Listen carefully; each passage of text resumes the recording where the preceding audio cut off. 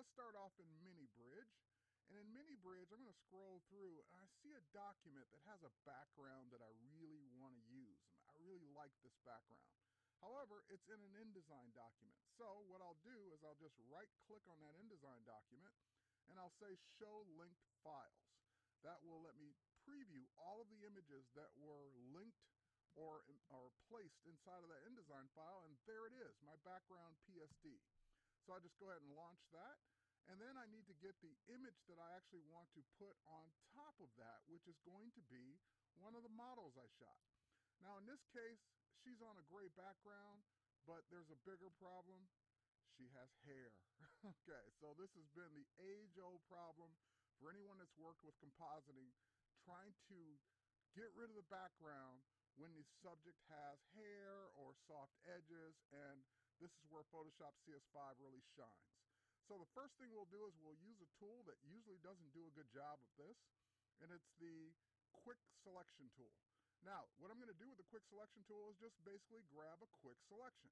Of course, the quick selection tool does a great job around hard edges, but the problem is around soft edges. The minute I went too far out, it freaked out. So let's go ahead and hold down the Option or Alt key to kind of pull it back a little bit. And while we've got this here, we'll just go ahead and just subtract a little bit more. And again, it's subtracting, but it's still not doing a good job around the hair. Now I can, of course, come out a little bit more, and a little bit more there, and maybe a little bit more there, but that's pretty much the best this tool is going to do. So now we'll go to the new Refine Edge command. And in the Refine Edge command, I've got it set to show it on black. But we can look at it or preview this on different layers, different compositing modes. I can see it on a red overlay, I can see it on white, I can see the mask that it's made so far, which is horrible. I can see all of the various ways of looking at this, including on the background that I'm going to put it on. Well, obviously that looks horrible, so let's go ahead and take care of it. So now that we've seen what we're going to get so far, let's go in and check out the new edge detection inside of CS5. So I'll just go ahead and turn on the Smart Radius, and we'll just bump up the Smart Radius a little bit to be a little bit softer around the edges that are soft. This is the intelligent part about it. I've gone a little too far. Let's back up just a bit there. Now, of course, it still didn't do very much in helping me get rid of the colors that I selected by mistake, or that I had no choice in selecting.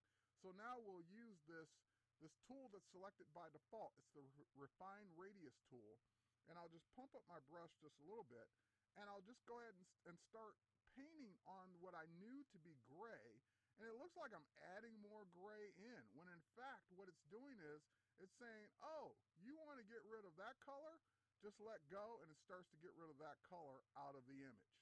So I can just go ahead and start painting through her hair where the gray was, and it will go ahead and start to subtract that color out of the image, but still keeping her nice soft hair.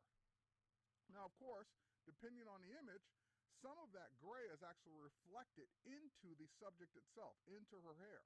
So it's only going to do so much in this painting. So what I'm going to do is go ahead and do a couple of things. I'm going to turn on the decontaminate colors and just bump up that slider just a bit to kind of decontaminate some of that gray out of her hair. The next thing I can do is just bump down the edge or the shift edge just a touch, and I think that's going to do it. Now you can probably still see some gray in there, but again, you're looking at it now because you remember the gray was there, and you're also looking at it on a black background. But keep in mind where this is going.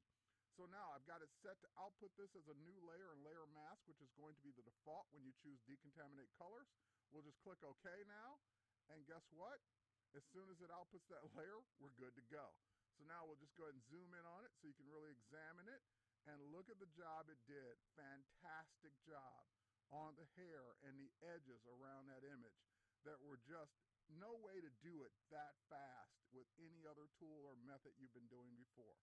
So again, that's a quick look at Photoshop CS5, the new edge detection feature. When you make a selection, just choose your Refine Edge command, and you can jump in and start to do this. There's also a Refine Mask command that does it the same way, but on a mask that you've already created. That's it for this week's episode. My name is Terry White. Thanks for watching.